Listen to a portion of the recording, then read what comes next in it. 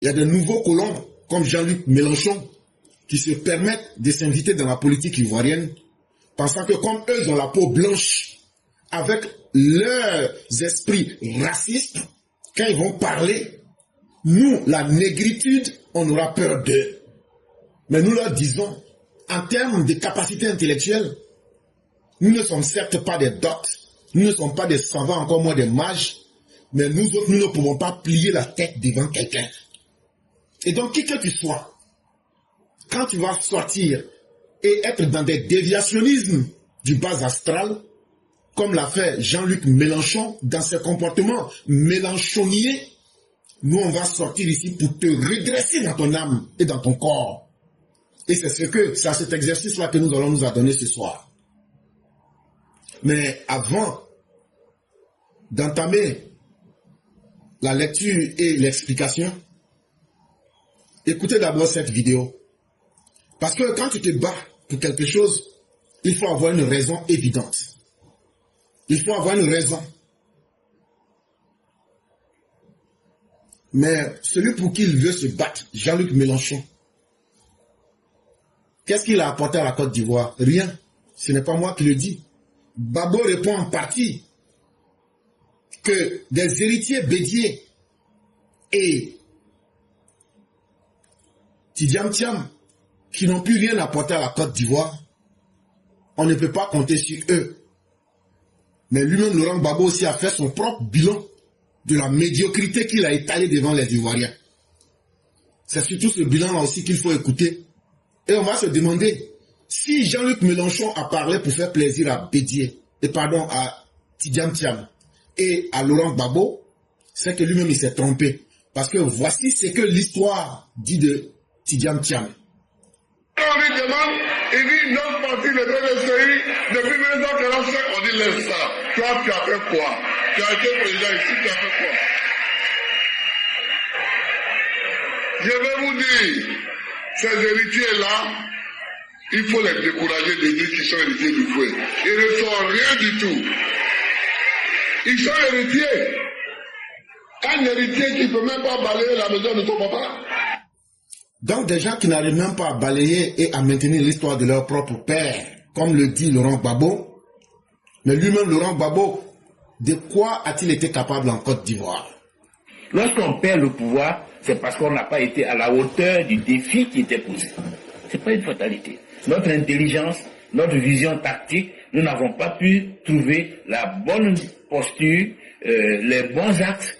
Je pense que M. Gbagbo a perdu cette élection parce qu'il a tenu un discours de division et d'agression. Et là, chaque agent maintenant répond à Laurent Gbagbo. Je pense que les Ivoiriens sont fatigués de ça. Ce qu'ils ont exprimé lors de l'élection, c'est leur lassitude vis-à-vis d'un certain type de leadership et leur désir de revenir à ce qui avait fait de la Côte d'Ivoire une nation paisible et admirée et respectée, qui était un havre de paix. Dans un tel contexte, toute politique de relance de façon forte et durable n'était pas viable en raison, d'une part, de l'impossibilité de mobiliser suffisamment de ressources intérieures pour relancer l'investissement, et d'autre part, de l'incapacité de la Côte d'Ivoire d'emprunter en raison de sa situation financière. La viabilité des finances publiques n'existait plus. Le revenu par tête doit être supérieur à $786. Nous étions en dessous.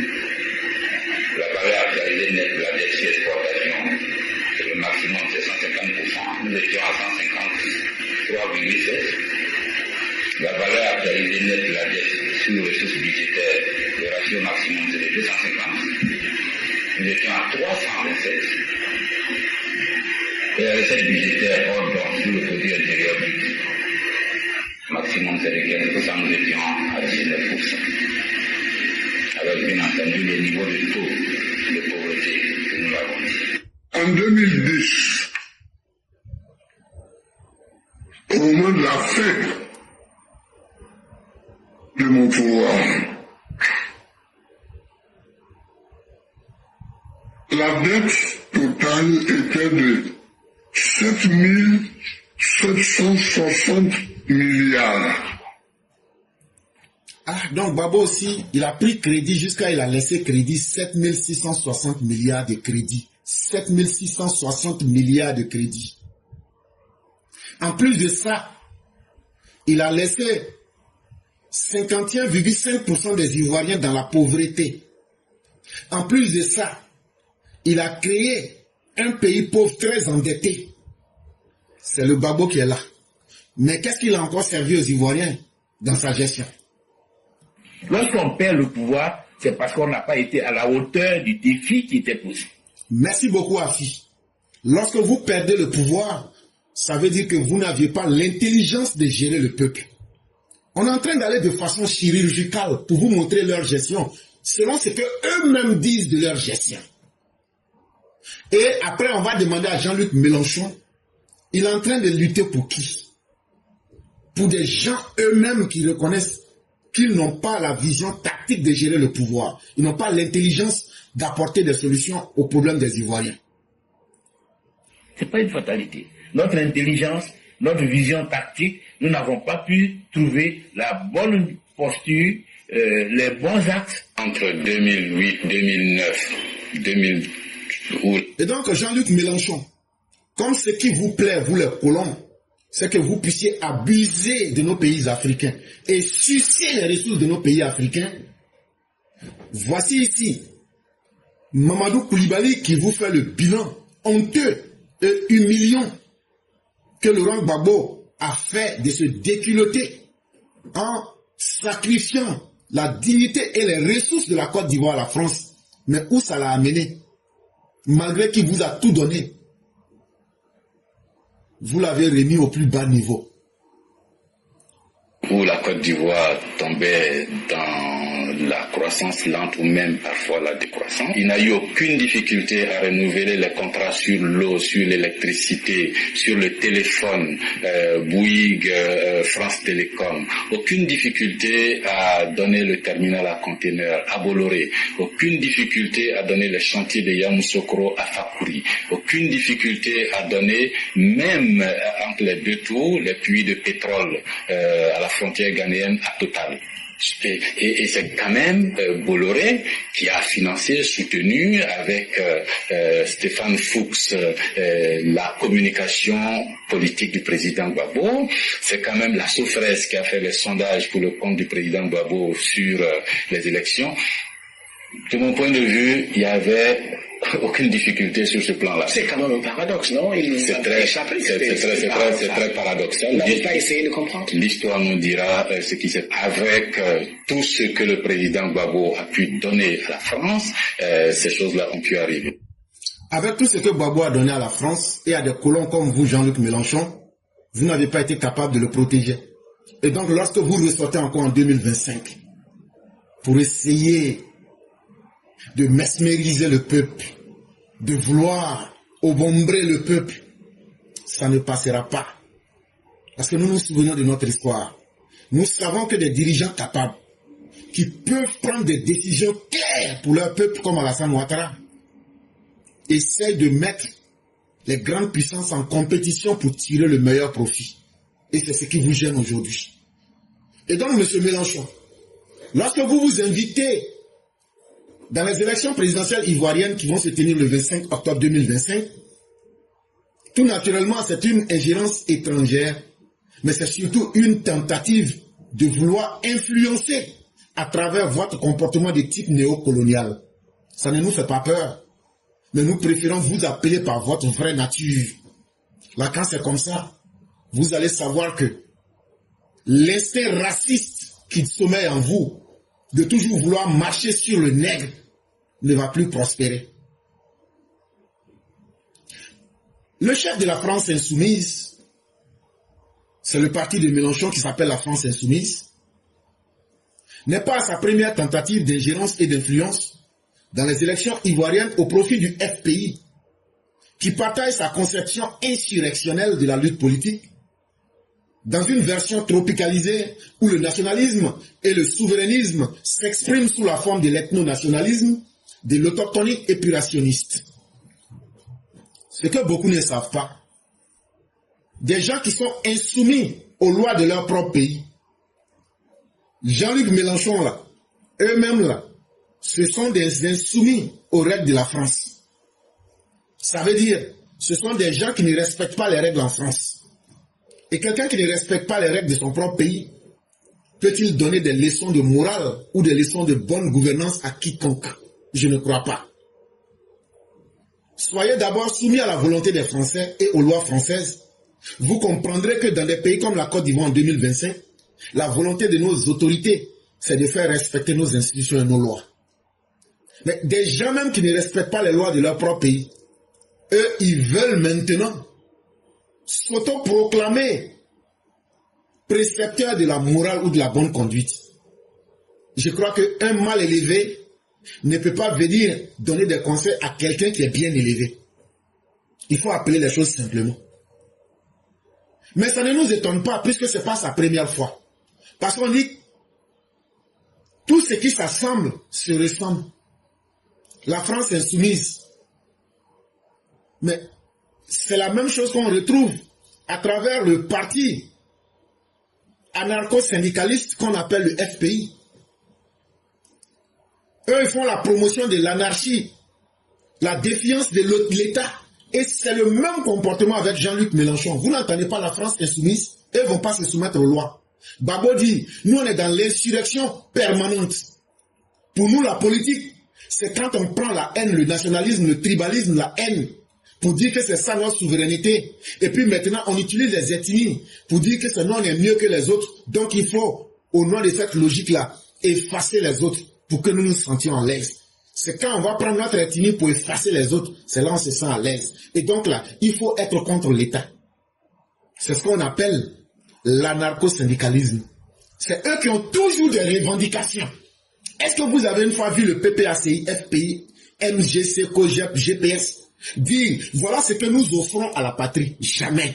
Mais depuis que vous les avez connus, depuis 1990 jusqu'à aujourd'hui, c'est eux qui ont toujours des revendications. C'est eux qui ont toujours des ultimatums. Mais derrière ce que vous voyez comme des ultimatums et autres, c'est une manière de refuser l'État. C'est une manière de s'opposer à l'État. Mais quelle est la différence entre le FPI qui s'oppose permanemment à l'État à travers des soi-disant revendications ou même des ultimatums? On lance des ultimatums à l'État pour bafouer les symboles de l'État. Quelle est la différence entre ce parti et cet autre parti qui dit « Nous sommes insoumis aux lois de la République française ». C'est la même chose. Donc, c'est totalement normal qu'un bandit puisse venir soutenir son ami bandit.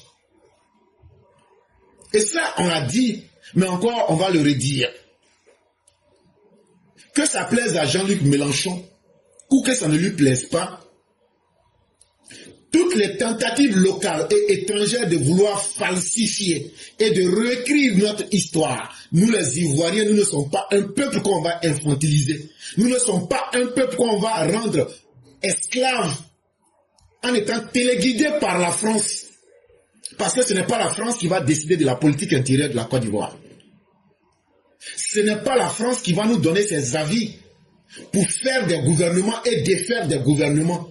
Parce que le temps de la colonisation est terminé.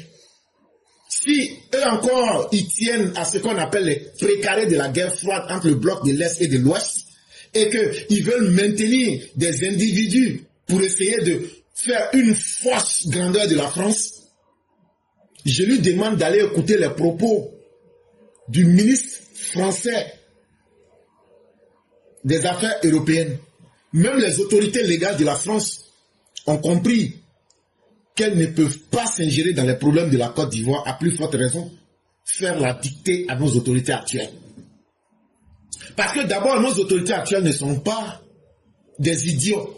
Parce qu'il faut avoir été un idiot comme Laurent Gbagbo pour tout donner à la France. Et après, la France vient te chier comme tata. Parce que quand tu montres que tu n'es rien, que tu ne vaux rien là, celui à qui tu donnes tout là, mais il va te chier. Il va te chier parce qu'il sait que tu ne vaux rien. Mais c'est parce que tu sais que Alassane Ouattara là, c'est un homme qui connaît le monde et qui sait comment placer ses pions. Et aujourd'hui, vous n'arrivez pas à téléguider un individu. Vous n'arrivez pas à infantiliser le peuple de la Côte d'Ivoire parce que toi, tu as ta peau blanche, tu penses que c'est suffisant. Mais ta peau blanche là, nous, ça ne nous impressionne pas. Mais tu viens encore d'exposer que tu es très nul, Jean-Luc Mélenchon. Et c'est simplement honteux. Tu es demeuré congelé dans les précarés de la guerre froide entre le bloc occidental et le bloc communiste. C'est triste pour toi, mais il faut d'abord faire expérimenter cela d'abord en France. Parce que les temps ont changé et le monde a bien évolué. Et nous sommes aujourd'hui, après 1988, le mur de Berlin est tombé. Et après cela, nous sommes aujourd'hui en 2025.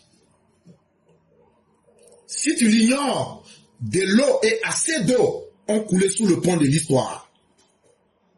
Aujourd'hui, la Côte d'Ivoire est devenue une jeune démocratie pluraliste qui est animée politiquement par le peuple, qui gagne de jour en jour sa maturité grâce à des simples individus comme nous.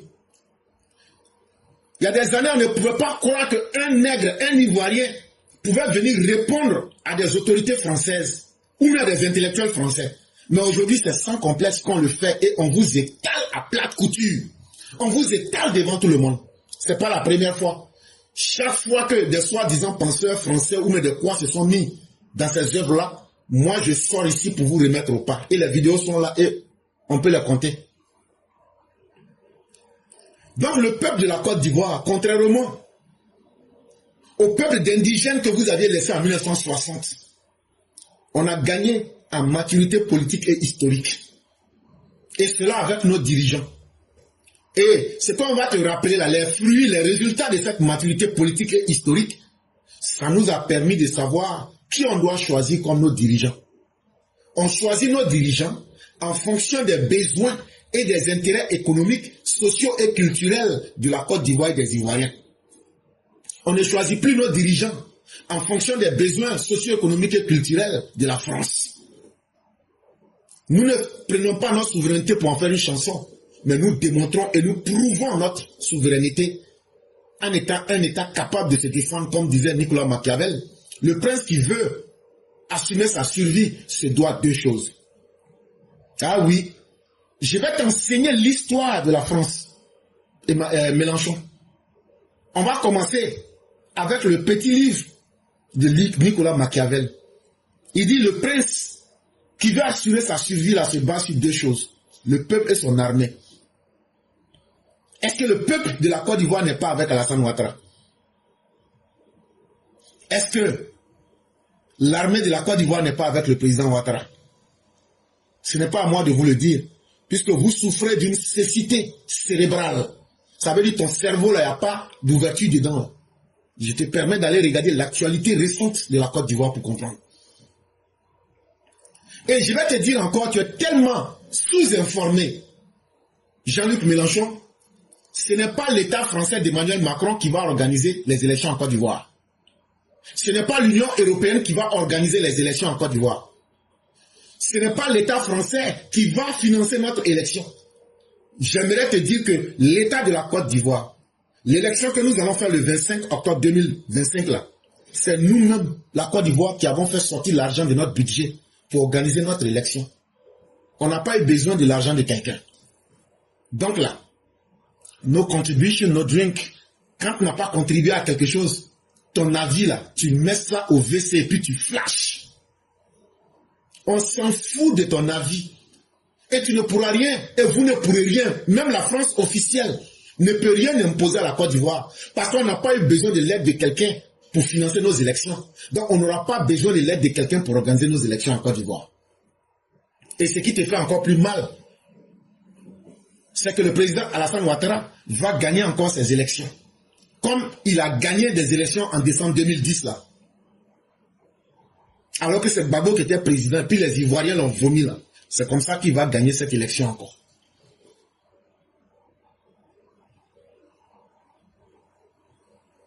Contrairement à tout ce que vous voulez faire croire, tout le monde peut taper ici et maintenant la résolution 1975, la résolution 1975 de l'ONU. Vous pouvez parler, vous pouvez cogiter, vous pouvez même ergoter. Mais nous sommes dans un monde où ceux qui veulent être idiots, ils ont ce droit d'être des idiots. Mais ceux qui veulent devenir intelligents, on leur donne aussi l'occasion de devenir moins bêtes chaque jour. Ici et maintenant, tapez résolution 1975. Contrairement aux mensonges que vous êtes en train de distiller, ce n'est ni l'État français, ni le gouvernement de Nicolas Sarkozy qui ont choisi d'installer le gouvernement RHDP à la tête de l'État de la Côte d'Ivoire. Ça a été d'abord la volonté électorale déclarée des Ivoiriens. Ce sont les Ivoiriens qui ont décidé de voter dans les urnes. Et quand Laurent Gbagbo, un insoumis comme toi, Jean-Luc Mélenchon, un rétrograde violent anarcho-syndicaliste, voulait défier le vote des Ivoiriens, comme c'est lui-même qui avait demandé à l'ONU de venir superviser les élections, l'ONU dit, on ne peut pas superviser des élections, financer ces élections, et quelqu'un va se moquer de notre gueule. Et donc là, ils ont voté la résolution 1975, ils ont bien limé dans Laurent Gbagbo, ils l'ont attrapé comme un rat, ils l'ont jeté à la CPI. Voilà toute la réalité. S'il y a quelqu'un d'autre qui pense qu'il est intellectuel ou qui peut tordre le cou à l'histoire, venez nous dire si ce qu'on a dit est faux ou vrai. Et c'est même très honteux que vous pensiez que la France va se donner ce rôle très malsain de jouer les barbouzes en venant prendre des individus pour venir les faire asseoir à la tête des pays indépendants, à la tête des pays africains. C'est même très honteux, mais c'est une paresse intellectuelle. Quelqu'un qui est dans l'insoumission, c'est quelqu'un qui a de la paresse face aux lois de sa propre république. Donc là, quelqu'un qui est incapable de faire respecter et qui se donne le nom d'insoumis en France, ce n'est pas un tel individu qui aura du respect pour les autres. Mais c'est dû à la paresse intellectuelle. Et ça fait que tu ne réfléchis pas loin. Les Ivoiriens là, la manifestation de notre souveraineté là, c'est qu'on a voté. Même au moment où Laurent Gbagbo même dirigeait la CEI, on a voté. Et c'est parce que nous sommes conscients de notre souveraineté qu'on a choisi de quitter dans l'échec de Gbagbo pour tester la réalité à Alassane Ouattara. Et la majorité des urnes là, c'est ce qui s'impose aux Ivoiriens depuis 2010.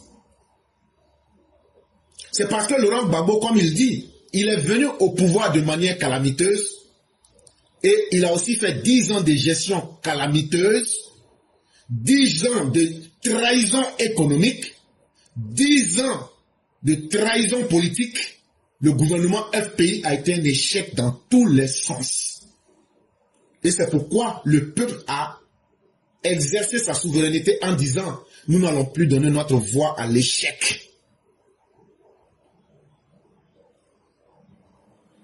Parce que ce régime répressif, ce régime brutal du FPI, ce régime inégalitaire de ségrégation, ce régime d'exclusion sociale, ce régime de prédation économique des ressources des Ivoiriens, ce régime de la corruption endémique en lieu et place de la justice sociale et de la prospérité ne faisait qu'offrir aux Ivoiriens la prostitution, ne faisait qu'offrir aux Ivoiriens la milicisation de notre jeunesse, ne faisait qu'offrir aux Ivoiriens le désespoir, les escadrons de la mort et tout ce que vous pouvez imaginer qui soit ignoble, l'ignominie.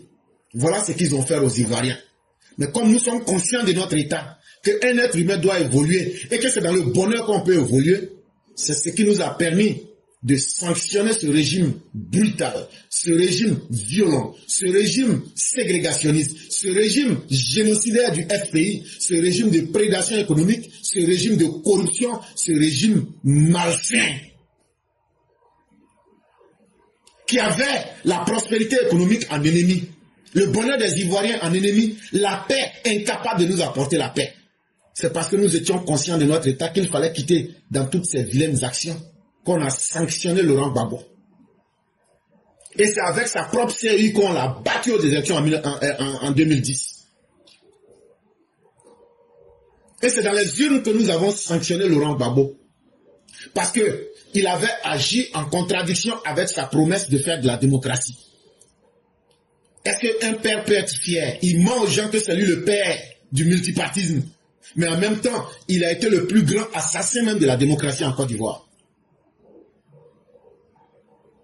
Il a été incapable de faire respecter l'intégrité du territoire national ivoirien. Les rebelles ont pris plus de 60% devant nous ici. Il a été incapable de gérer les biens publics. Il disait même, quand on lui demande, mais pourquoi vous gérez mal, vous volez l'argent des Ivoiriens? Le même Laurent Gbagbo vous répondait, mais en 1960 aussi, les gens volaient. Et il était du devoir des Ivoiriens d'aller sanctionner l'injustice qui était devenue une règle en Côte d'Ivoire. Les détournements de fonds publics, les détournements des argents des Ivoiriens qui étaient devenus une règle, c'est ce qu'on allait sanctionner dans les urnes. L'inégalité qui était devenue la norme en Côte d'Ivoire, c'est ce qu'on allait sanctionner. Le non-respect des droits qui avait laissé place à la violence, la paresse qui était célébrée et les travailleurs qui étaient humiliés. C'est ce qu'on allait dans les urnes en 90 et en 2010 pour sanctionner Laurent Gbagbo. Mais comme toi là, c'est chocolat qui est rempli à la place de ton cerveau. Tu ne sais pas que la Côte d'Ivoire est une histoire. Mais derrière ce refus volontaire, c'est parce que tu n'as pas de respect pour nous, parce que tu vois que notre peau est noire. C'est parce que le régime de Laurent Gbagbo n'offrait rien d'autre que des exactions pour conserver le pouvoir. Comme tout bon pouvoir dictatorial, ils ont installé la terreur, les escadrons de la mort, les massacres de masse, la politique de la terre brûlée et du chaos. C'est pourquoi les Ivoiriens ont accueilli les militaires de l'ONU comme des libérateurs et puis ils l'ont bien bombardé. Si c'était à refaire là, on va refaire ça 100 fois. Et Jean-Luc Mélenchon, comme tu es mélangé dans ta tête, je vais te dire, il y a les cahiers de charges de l'armée française qui sont là. Il faut aller, tu leur demandes, pourquoi vous aviez bombardé mon ami Gbagbo? Dans les décisions officielles de la France, ils vont te dire, ce n'est pas nous. Que c'est le choix des urnes, conformément à la Charte des Nations Unies, dont la Côte d'Ivoire est partie prenante là. C'est la Charte des Nations Unies qui nous a demandé de faire ça. Comme tu es un ignorant, un idiot volontaire, on va te dire ça. Comme dans ta tête, tout est mélangé, comme ton nom mélangeant là. On va t'expliquer ça. Tu veux jouer les idiots, nous on va te redresser pour te remettre à ta place. En cette intervention d'une organisation internationale dûment mandatée et d'une puissance étrangère qui vient porter secours à un peuple opprimé et massacré par un tyran local, la Côte d'Ivoire ne constitue pas une exception historique. Est-ce que c'est la première fois qu'il y a eu des résolutions de l'ONU quand un peuple est confronté à des dictateurs, à des potentats, à des despotes sanguinaires comme Laurent Gbagbo? Est-ce que c'est la première fois que l'ONU a fait ça dans son histoire? Donc, avant de jouer les tontons, avant de jouer les bec-bec, comme la main, ton nom est mélangé, ta vie est mélangée là. Il faut chercher d'abord à savoir ce que je veux critiquer là. Est-ce que ça ne s'est pas passé quelque part avant? En tout cas, si tu ne lis pas et que tu as pu tromper les Français pour devenir aujourd'hui celui qui dirige la France des insoumis, il faut savoir que cela n'est pas une exception. Quand tu es membre de l'ONU et que volontairement tu adhères à l'ONU et que toi-même tu t'en vas demander un mandat de l'ONU comme Laurent Gbagbo l'a fait, si tu n'es pas une couille molle, tu assumes dignement les conséquences de tes actes. Et Laurent Gbagbo qui s'était transformé en un tyran local, en un dictateur sanguinaire qui réprimait le peuple où il ne fallait pas réfléchir, l'ONU a trouvé utile de mettre des freins à Laurent Gbagbo. Si la résolution de l'ONU ou les documents officiels sont trop difficiles pour toi, Jean-Luc Mélenchon, je t'invite à consulter les livres d'histoire.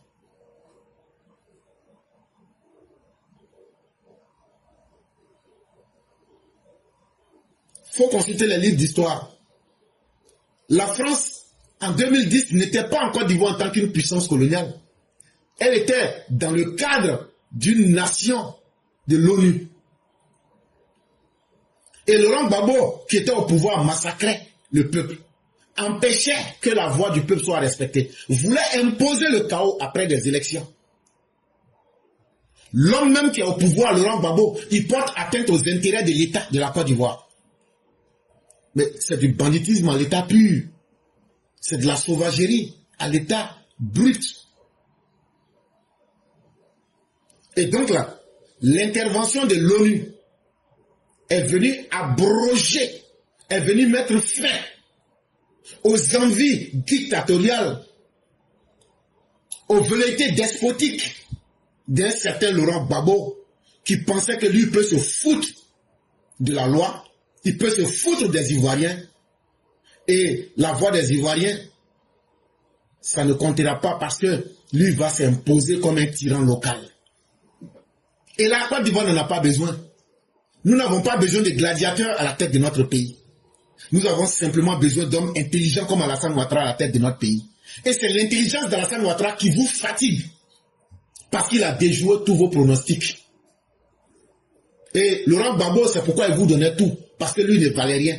Parce que vous aimez des inutiles qui ne valent rien à la tête de la Côte d'Ivoire. Mais vous vous êtes trompé sur le cas Ouattara. Et donc, on va te dire ça. Et on va te rappeler encore que toutes vos tentatives, que ce soit en France ou à l'extérieur de la France, ce que vous dites là, pour chercher à falsifier et à réécrire l'histoire de la Côte d'Ivoire, l'évidence démocratique, c'est le résultat des urnes de la présidentielle de 2010. Si tu es devenu très bête et que tu es incapable même de réfléchir là, faut prendre n'importe quel livre d'histoire, tu regardes le résultat des élections de la présidentielle en Côte d'Ivoire 2010. Tu vas voir que le vote qui est là-bas, là, c'est la décision du peuple ivoirien. Parce que ton Laurent Gbagbo que tu veux défendre là, il partait, il se promène, il cherche des déchets toxiques, les déchets radioactifs, les déchets nucléaires, et puis vient verser ça en Côte d'Ivoire sur la population. Mais il faut être quelqu'un qui est insoumis aux bonnes valeurs humaines pour en arriver à cela. Et ça ne nous étonne pas que vous soyez des insoumis dans votre pays. Un gouvernement qui n'arrive pas à répondre aux besoins de son peuple, mais qui peut aller prendre des déchets toxiques pour venir empoisonner sa propre population. Vous voulez qu'on vous fasse démonstration de quelle turpitude de ces personnes. Laurent Gbagbo que tu veux défendre, il n'a été capable de répondre à aucune des promesses du peuple ivoirien. Que ce soit dans la partie gouvernementale qu'il disait utile, ou bien que ce soit même sur toute la Côte d'Ivoire. Il n'a fait qu'aller d'échec en échec, d'indignité en indignité. La France ne peut pas et n'assumera jamais le poids historique d'imposer qui que ce soit à la tête de la Côte d'Ivoire. Si en 2010, vous n'avez pas pu faire, ce n'est pas en 2025. Mais ça vous fait très mal. Mais c'est ça aussi la réalité. Elle est dure à encaisser. C'est parce que ton ami Laurent Gbagbo a échoué à répondre de manière concrète aux promesses économiques, sociales, politiques et culturelles qu'il a été vomi par le peuple. Ce sont les Ivoiriens. C'est nous, on a décidé de remplacer Laurent Gbagbo avec son gouvernement failli, son gouvernement défaillant, son gouvernement bancal, son gouvernement clopin-clopant, son gouvernement éclopé, son gouvernement clochard. Parce que dans le français ancien, clocher, ça veut dire boiter. Donc son gouvernement clochard en tant que gouvernement de boiteux, on a remplacé ce gouvernement de la honte par la coalition de la concurrence, par la coalition de la crédibilité, par des offres plus pragmatiques, plus réelles, qui répondaient aux besoins du peuple de la Côte d'Ivoire, qui répondaient à nos besoins économiques, sociaux et politiques. C'est aussi très simple que cela. Tu penses qu'en disant ça, tu vas te donner de l'importance, mais tu te trompes très mal. Tu viens d'ouvrir ton propre tombeau. Et regarde comment je suis en train de te donner des cours simples d'histoire. On ne parle même pas encore de politique. Et c'est très honteux que des cours comme toi, Jean-Luc Mélanger, veuillent diriger les Français. Ça démontre que la politique en France est devenue une cour de récréation des élèves du cours préparatoire de première année. Ça démontre que vraiment la France a régressé en termes de capacité intellectuelle pour se trouver des dirigeants. Sinon, des comme toi, Jean-Luc Mélenchon, c'est une honte que tu puisses faire de la politique en France. Mais Jean-Luc Mélanger, je peux encore te rappeler qu'après 2010, il y a eu l'élection présidentielle de 2015, ça s'est très bien passé sans violence. Il y a eu les élections législatives de 2015. Il y a eu les élections municipales de 2015. Et après, il y a eu les mêmes choses en 2020. On n'a pas entendu que tu donnes ton avis pour juger notre démocratie ou bien donner ton avis sectaire et surtout biaisé. Et cela est venu confirmer le choix qui a été fait en décembre 2010. C'est que toi et ton ami Laurent Gbagbo, là, vous n'êtes plus des alternatives crédibles qui peuvent inspirer confiance. Ni en Côte d'Ivoire, ni en France. Et c'est tellement honteux que des gens qui se disent panafricains, ils s'en vont payer des gens mélangés comme Jean-Luc Mélenchon pour venir parler à leur nom. C'est ceux-là qui disent qu'ils sont panafricains et que c'est eux qui vont défendre les Africains. Quelle turpitude et quelle incohérence. Et c'est cette même dynamique qu'on va confirmer en 2025, en octobre 2025. La présidentielle, là, vous pouvez parler, mais ça ne changera rien. Parce que le gouvernement actuel qui est là, qui est le RHDP, assume son bilan. Assume son bilan parce que les Ivoiriens voient. Assume son bilan parce qu'il a un programme.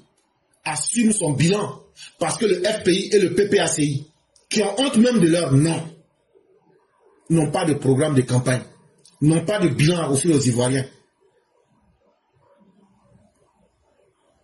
Et donc, ils ne sont même pas capables de jouer leur rôle d'opposition. Et donc, tu es en train de faire un combat qui est dénué de tout sens.